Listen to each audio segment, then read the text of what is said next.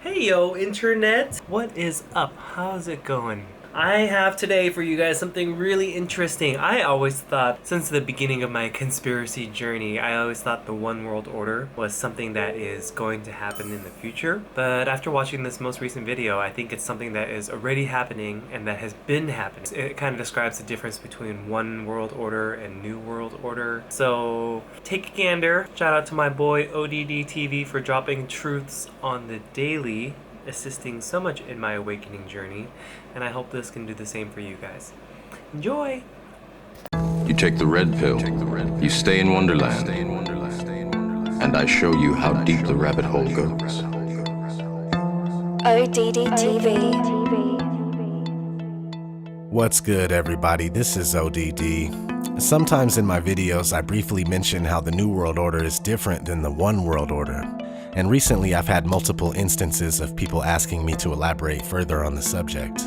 So that's what we're gonna do today. You see, for years I thought that the New World Order was something that was coming in the future. And I still see a lot of truth seekers that think that as well. The fact is, we have been living under the New World Order for centuries.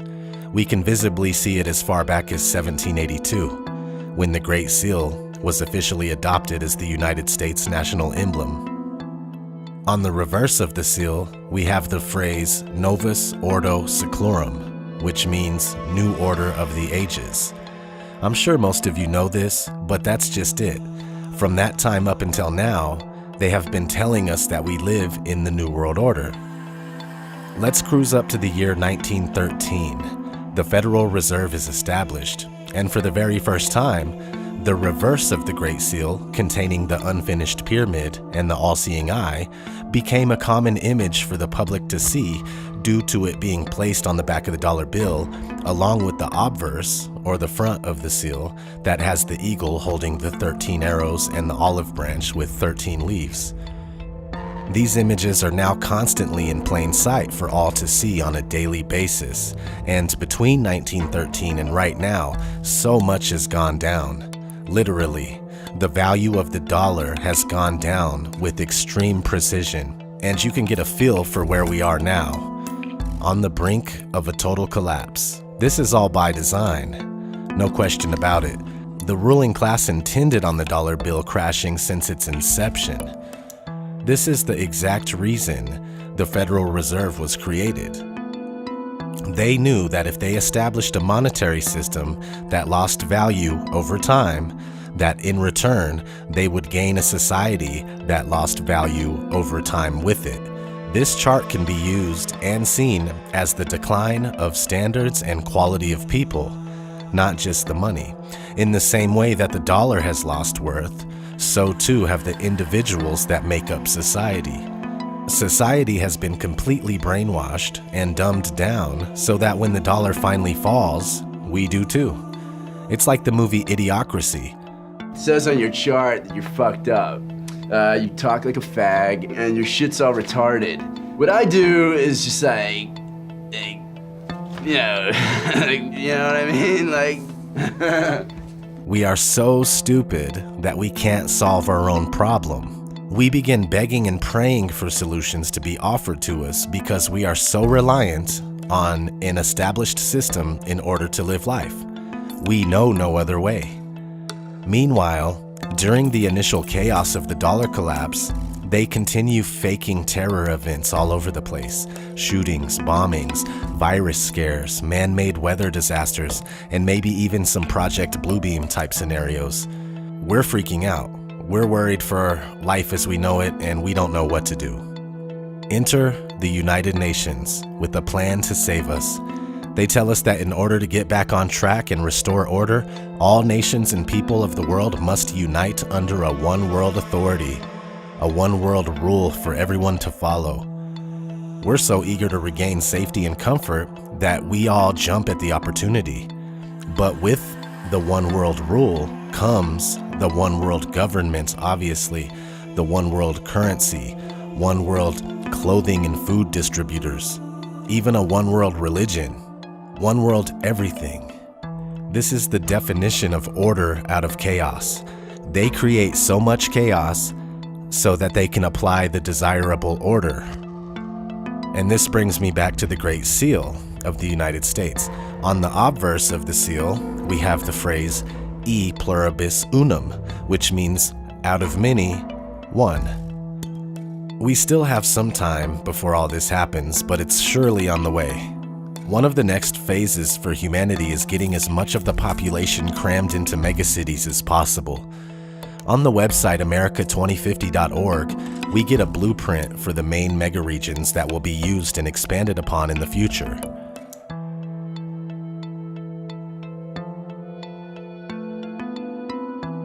They are also planning a massive trans-American passenger network to go along with these megacities and megaregions.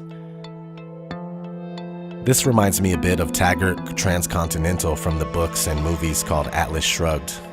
You should check those out if you haven't.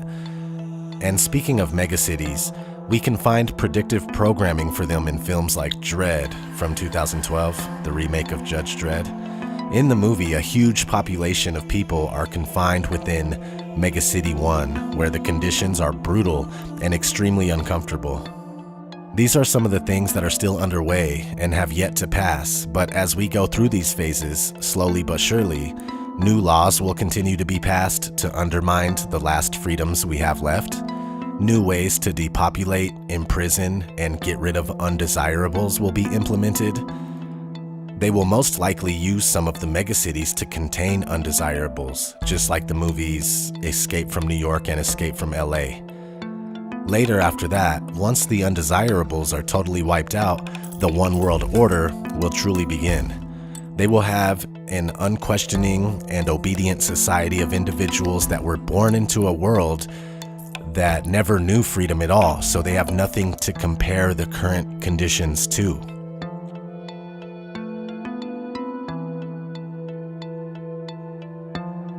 It will be exactly like The Giver, where you have to take a shot every day on the way out the door to suppress your feelings. Same thing in the movie Equilibrium. Shots in the neck to suppress your emotions.